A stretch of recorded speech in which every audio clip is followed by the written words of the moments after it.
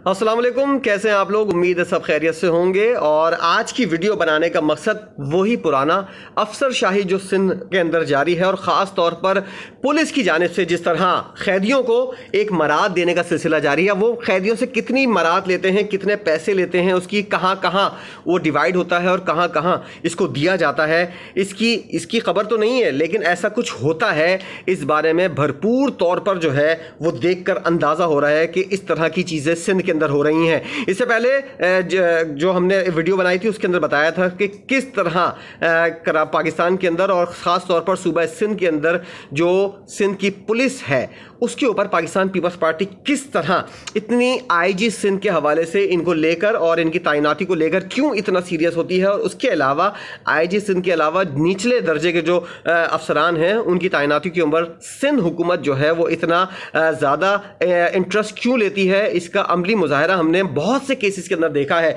शाहरुख जतोई वाले कत्ल केस के अंदर हमने देखा कि शाहजेब को जिस तरह कत्ल किया गया था और शाहरुख जतोई ने जिस तरह 8 महीने अस्पताल में अय्याशी की पुलिस की नाक के नीचे, और पुलिस ये कहती है कि उसको पता नहीं।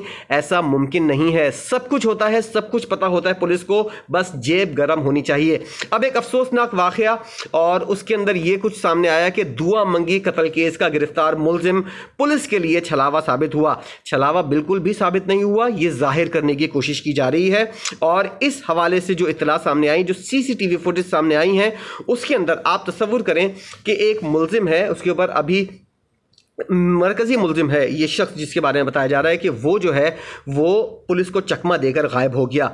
चकमा किस तरह दिया? उसको प्राइवेट गाड़ी के अंदर जेल से अदालत मुंतकिल किया गया और डॉल्मेन मॉल के अंदर पुलिस एहलकार प्राइवेट गाड़ी के अंदर उसको लेकर गए और उसको कहा हम यहाँ बैठे हैं, आप एक मुलजिम हो, आपको जेल मुंतकिल करना है, लेकिन हम यहाँ बैठे हैं, आप जाएं अंदर, सुकून से शॉपिंग करें और अपनी जो गरम जेब है उसको वहाँ खाली करें। आप जेब हमारे पास भी खाली कर चुके हैं और वहाँ से आप यहाँ पर वापस आ जाएं या जहाँ दिल चाहे आपका जाना चाहें आप वहाँ चले जाएं।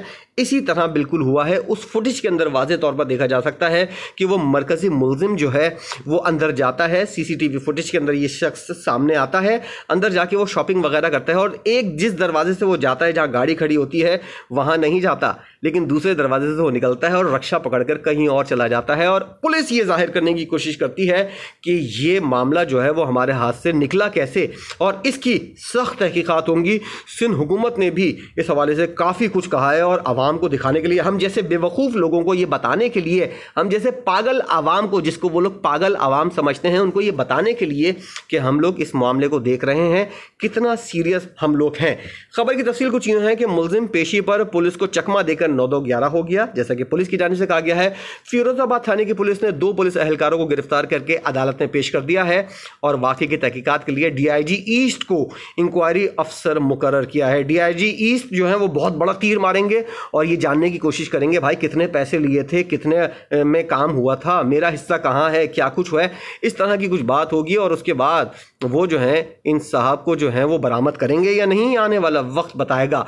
पुलिस का है फ़र्ज मदद आपकी, लेकिन इस वक्त आपकी मदद नहीं हो रही, इस वक्त उन मुल्जिमान की मदद हो रही है जिनकी जेबें गर्म है। शाहरुख जतोई जो है काफ़ी गर्म जेब वाला है और उसको जिस तरह की 8 महीने तक अस्पताल के अंदर घर के जैसी सहूलियात उसको फराहम की गई, ये सिर्फ सिंध पुलिस ही कर सकती है।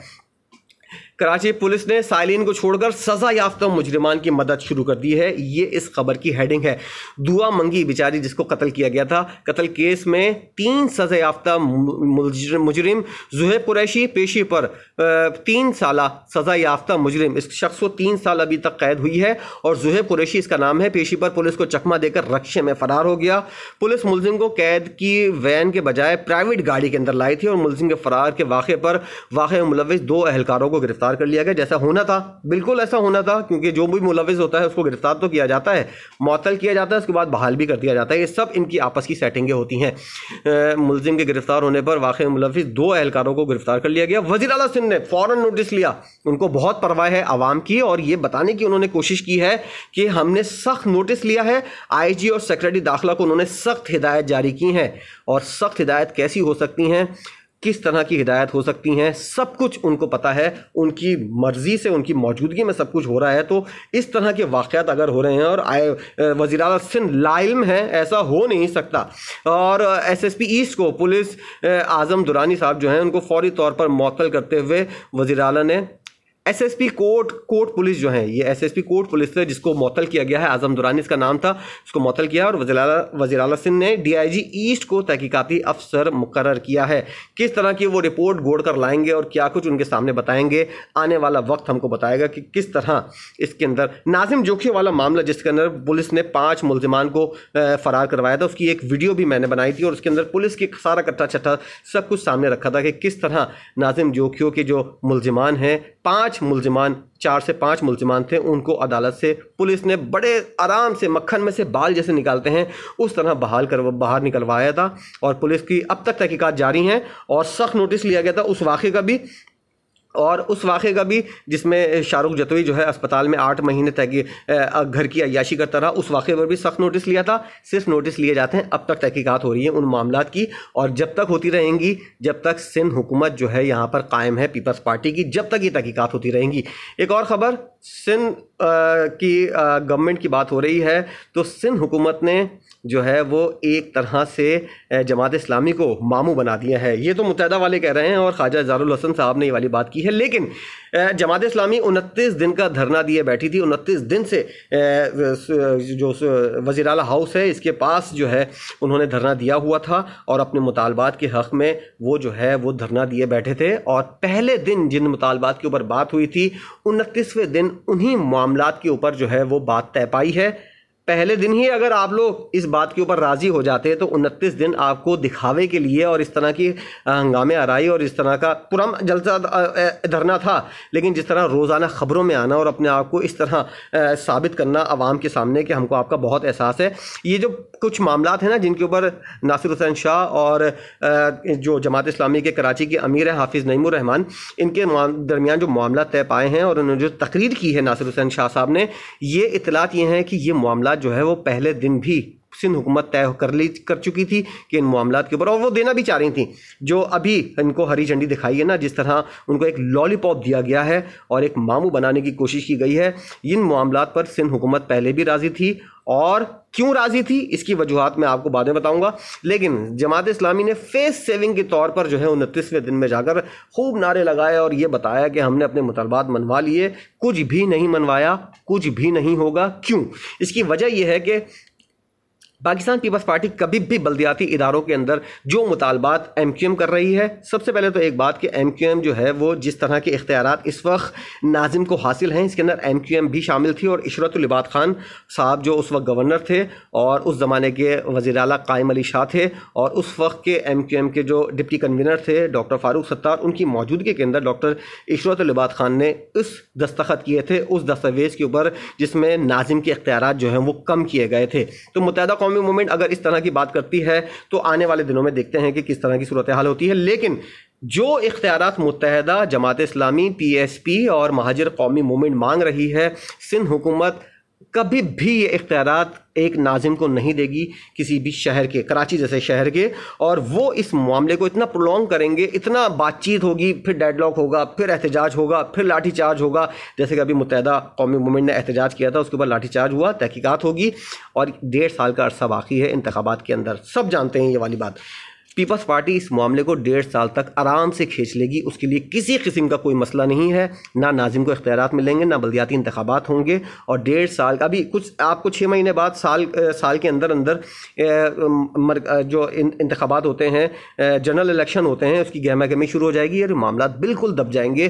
कुछ हासिल वसूल नहीं होगा, ना ही डंडे खाने का और ना ही हंगामा करने का, ना ही पुरम तौर पर धरना देने का। तो इस तरह जमात इस्लामी को मिला है लॉलीपॉप। और अगर मुत्तहदा कौमी मूवमेंट और बाज़ लोग तो ये भी कह रहे हैं, बाज़ तजियाकार इस तरह की बातें कर रहे हैं कि MQM जो बाहर आई है वो सिंध हुकूमत और MQM के गठजोड़ की वजह से आई है। पीछे से आपस में अंडरस्टैंडिंग थी कि हम ये करेंगे, उसके बाद ये होगा और इस तरह हम एहतजाज रिकॉर्ड करने में कामयाब हो जाएंगे। कितनी सच्चाई है इस बारे में ये कुछ भी कहना कबल अज़ वक्त होगा। आने वाले दिनों में तमाम तर सूरत हाल वाज़ेह हो जाएगी। सिंध हुकूमत किस तरह पुलिस की सरपरस्ती कर रही है और किस तरह माल बटोरने का कोई भी मौका हाथ से जाने नहीं दे रही, और दूसरी तरफ किस तरह सियासी जमातें जो अवाम की बात करके अवाम के सामने आना चाहती हैं और कुछ फेस सेविंग लेकर और कुछ तरह कुछ लोगों की, कुछ अवाम की जो है वो हमदर्दी हासिल करके कुछ वोट्स या कुछ सीट्स हासिल करना चाहती हैं। इसके अंदर तो वो लोग कामयाब हो जाएंगी। रही अवाम की बात, आपकी और मेरी बात, हम लोग वहीं के वहीं खड़े रहेंगे जहां 2018 के अंदर खड़े थे या 2008 के अंदर खड़े थे। और जब 2008 के अंदर सिंध हुकूमत संभाली है पाकिस्तान पीपल्स पार्टी ने, 2023 के अंदर हम उससे आगे नहीं, थोड़े से पीछे ज़रूर होंगे। हम उस मायार ज़िंदगी से आगे नहीं। किसी किस्म का कोई ट्रांसपोर्ट का कोई निज़ाम जो है 2008 के अंदर मैं आपको बयान दिखा सकता हूँ कि पाकिस्तान पीपल्स पार्टी के जो रहनुमा थे उन्होंने सिंध के अंदर जब हुकूमत बनाई थी उनके वही बयानात थे कि हम यहाँ पर पानी का मामला हल करेंगे, ट्रांसपोर्ट का मामला हल करेंगे और सिंध को जो है और ख़ास तौर पर कराची के ऊपर तवज्जो देंगे। इन 12-13 सालों के अंदर कुछ भी ऐसा नहीं हुआ। 13.5 साल हो गए हैं और अब 1.5 साल मजीद देख लेते हैं। हम लोग उस मयार से बिल्कुल थोड़े से पीछे होंगे, ना कि लाहौर, इस्लामाबाद या पेशावर या कोयटा, इन शहरों के जो लोग हैं वो हमसे ज़्यादा सही रहते होंगे। लेकिन जो सबसे ज़्यादा रेवेन्यू देने वाला सूबा है और शहर है, उसके जो हालात हैं वो जूं के तू रहेंगे। हम भी यहीं हैं, आप भी यहीं हैं। 1.5 साल बाद जनरल इलेक्शन होंगे और सूरत हाल आपके सामने होगी। वीडियो आपने देखी, अगर पसंद आई हो तो उसको लाइक भी कीजिएगा और अगर आपने अब तक चैनल को सब्सक्राइब नहीं किया है तो इसको सब्सक्राइब भी कीजिएगा। वीडियो देखने का बहुत शुक्रिया।